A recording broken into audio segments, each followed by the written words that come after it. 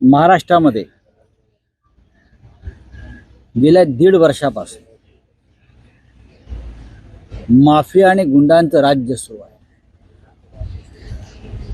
मुळात महाराष्ट्रात जे राज्य आणलेलं आहे ते झुंडशाही आणि गुंडगिरीतून आणलेलं आहे. कायदा आणि घटनेचा मुर्दा पाडून आणलेला आहे. पैशांचे ठोक व्यवहार करून हे सरकार आणल्यावर महाराष्ट्रात दुसरं काय होऊ शकतं? गेले 1.5 वर्ष आम्ही काही गोष्टी समोर आणतो.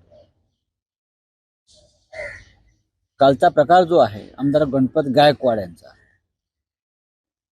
हा उल्हासनगरचा म्हणताय ते नाहीये, हा मुख्यमंत्र्यांच्या जिल्ह्यातला आहे.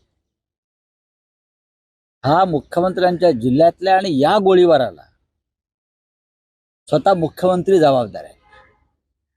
मी गणपत गायकवाड आमदार यांचं निवेदन ऐकलंय.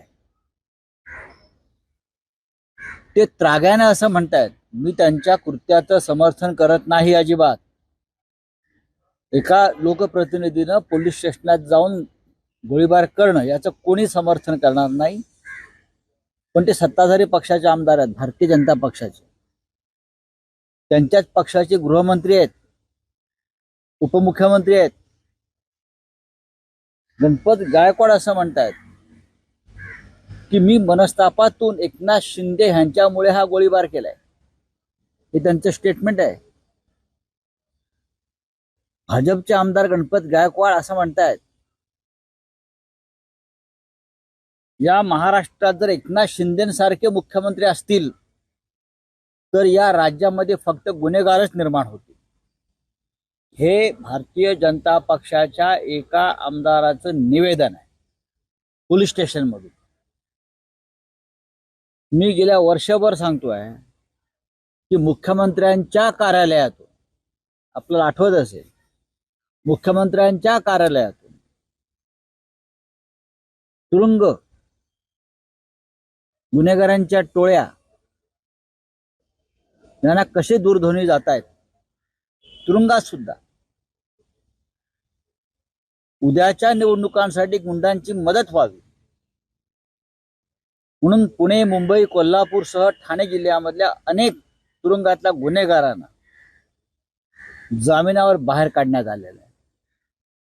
हे मी वारंवार सांगतोय. मी नावं देऊ शकतो. पुण्यामध्ये मी नावं देईन तुम्हाला. 4 प्रमुख गुंडटोळ्यांच्या प्रमुखांना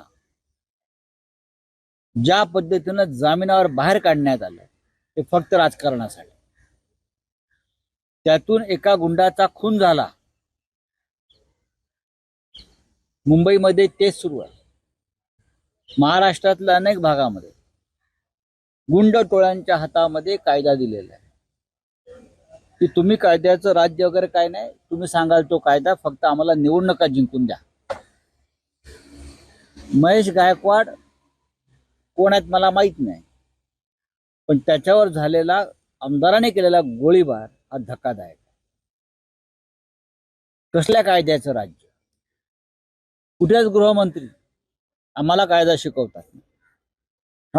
कोणालाही कायदा हातात घेऊ दिला जाणार नाही.